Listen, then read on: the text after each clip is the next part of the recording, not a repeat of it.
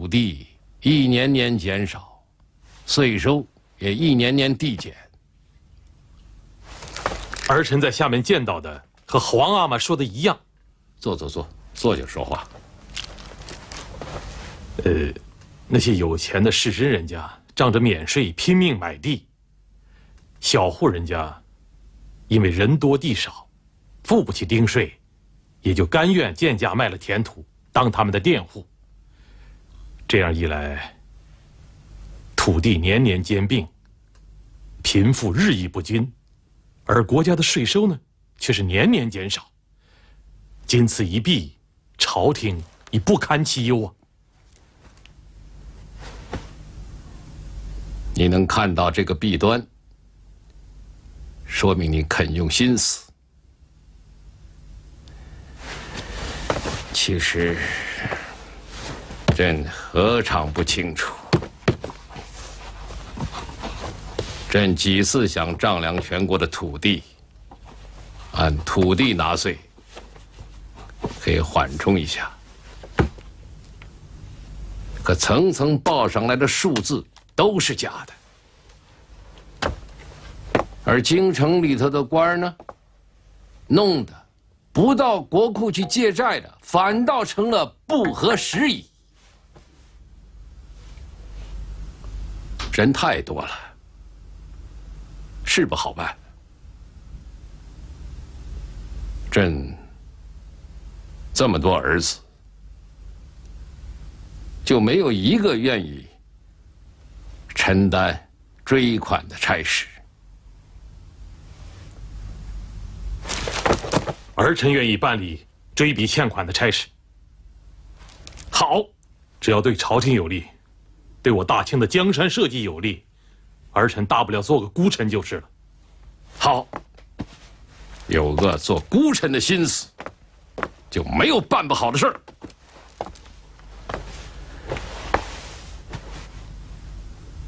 听说你这次从江南就带了个孤臣来？要说孤臣，田文镜确实是个孤臣。这个人心里只有朝廷，而从不计较个人的得失。儿臣保举他为追笔欠款的帮办，请皇阿玛恩准。好，依你，田文镜帮同办差。这13阿哥胤祥这次随同儿臣前去赈灾修河，功不可没。儿臣恳请皇阿玛，一是降旨褒奖，二是让他帮同办理追笔欠款的差事。胤祥就不要参与这个事儿了，也不必过多褒奖。胤祥为什么不能褒奖？为什么不能担当这个差事？请皇阿玛明示。你真想知道？儿臣想知道。因为朕想让你做一个真正的孤臣，明白吗？儿臣明白。好，明天就进驻户部，追缴库银。四弟留步。哦，二哥，好，免了，咱们兄弟不必拘礼。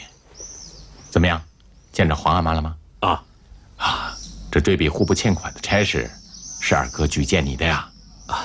多谢二哥栽培，这差事我接了。好样的。我呀还想到你家跟你去聊聊呢，怕你有什么顾虑。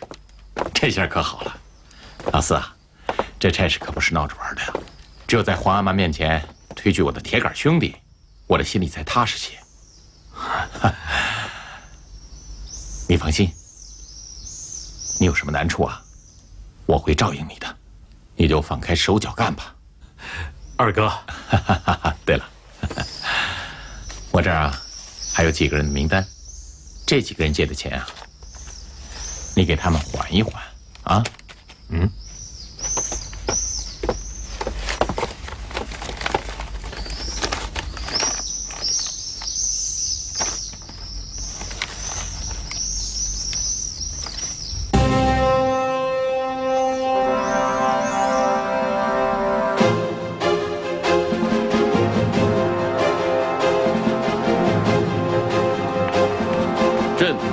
派胤禛为追缴国库欠款大臣，上自王公贵胄，下至文武百官，凡借款者，限10日内还清。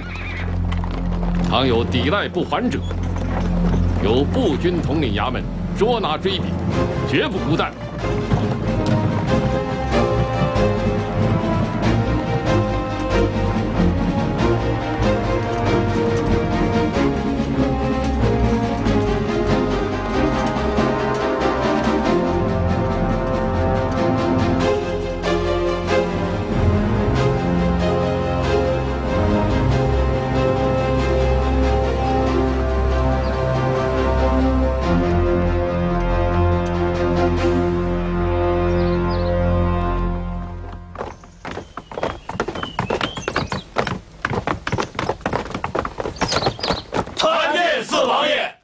起来吧！谢王爷。大家都知道了，皇上派了我追比库银的差事。我想你们心里都清楚，这个差事不好当啊。俗话说，借钱容易还钱难，站着借钱，跪着讨债。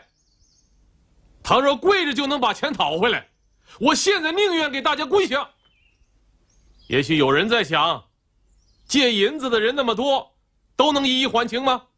别人没还，我还了，岂不冤枉？那我就告诉你们，这次不管是谁，无论他借了多少钱都得还，而且都要在限期内还清。没有钱，卖房子当产也得还。田大人在。从现在起，各位皇子王公的欠款由我追缴，王公以下众官员的欠款由你追缴。这。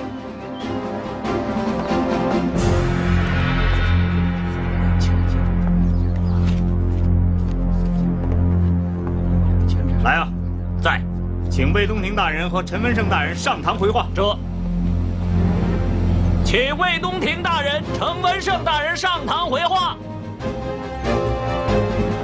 请魏东亭大人、陈文胜大人上堂回话。魏大人病了，告假。陈大人年事已高，行走不便，托我带来罚他欠的1两银子啊。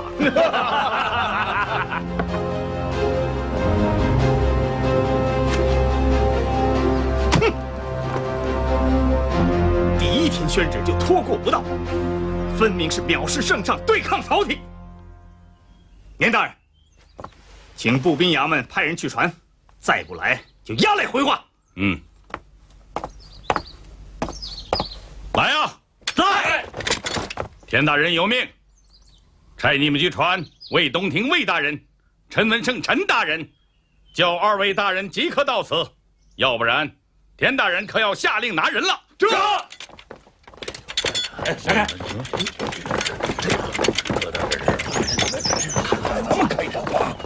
师爷，师爷，叫奴才好找啊！师爷，四王爷来了，说是叫您还国库的欠款，正在后园盖的戏楼子那儿发脾气呢。好啊，拿我开刀了！哼，看他能把我怎么样！走。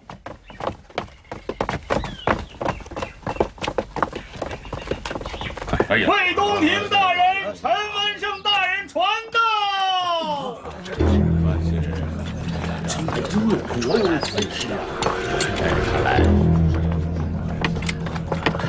陈大人，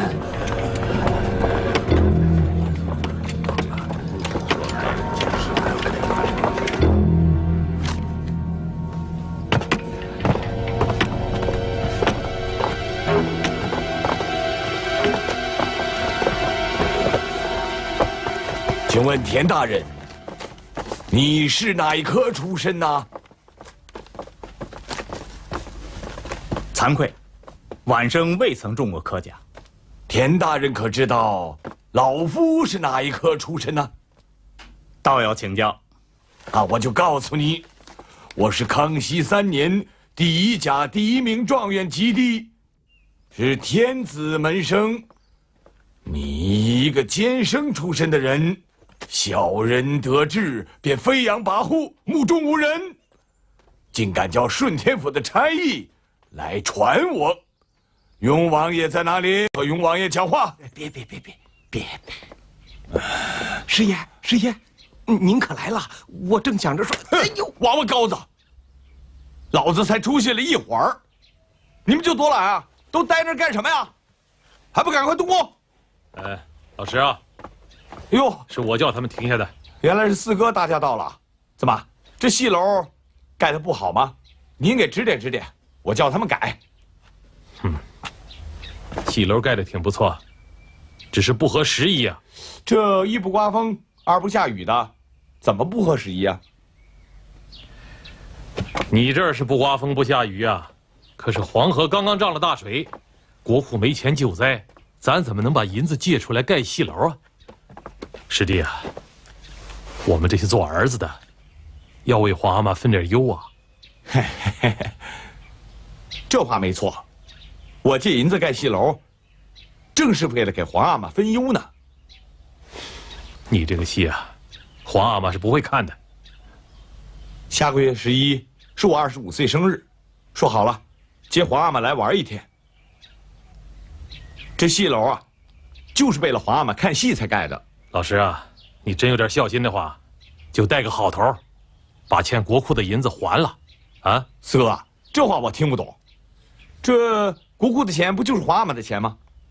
你几时见过儿子花老子的钱还要还的？我说老师啊，你这个理儿是自小在南书房学的，还是谁教你的？嗯？哼！我打从小就不会念书，可阿克中念书念得好的，还不是照样欠了国库的钱？四哥，你可别老盯着我好不好？你放心，这次不管是谁，欠了国库的银子都得还清，一文也不能少。师爷，咱们还动不动工啊？还动个屁呀！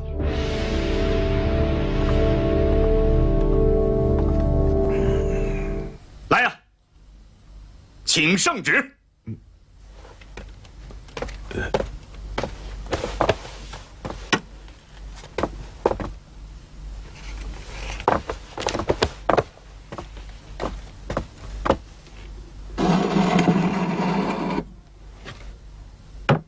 陈文胜，你是状元也好，阁老也好，你看看，圣旨就供在堂上。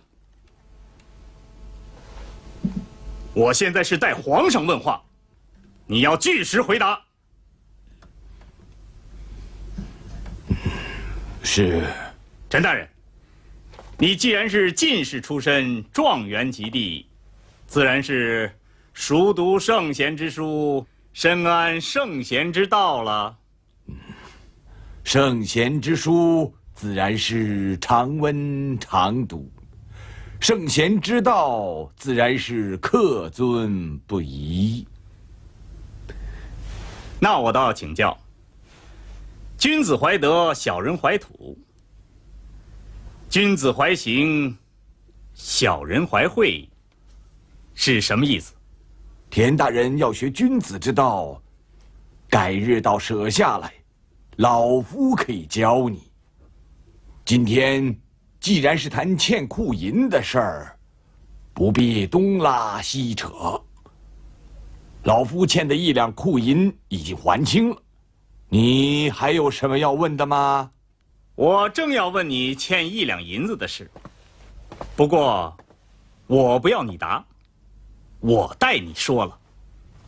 你上得堂来倚老卖老，桀骜不驯，无非因为你只欠了国库1两银子，举手可还，有恃无恐。但依我看来，你这借1两银子的人，其用心比借那100两、1000两、万两的还要可避。你是缺钱花吗？不是，缺也不欠这1两银子呀。那为什么你还要借这1两银子呢？你是看同僚们都在国库借银，怕众人说你不合流、假清高。可你又不敢多借，怕朝廷有朝一日追查起来，损了你状元的名头。于是你就只借了1两银子，既不自外于同僚，又不怕朝廷追查。于是你就心安理得做你那既无真才实学，也可不干实事的官儿，享受你那一篇八股文挣来的富贵荣华。什么子曰君子怀德，小人怀土，你只是怀土不怀德；子曰君子怀行，小人怀惠，你也只是怀惠而不怀行。你这般不遵德化，只图虚名，用尽心机，尸位素餐的假道学真小人，还有什么脸面在这里开口科甲，闭口状元的喋喋不休？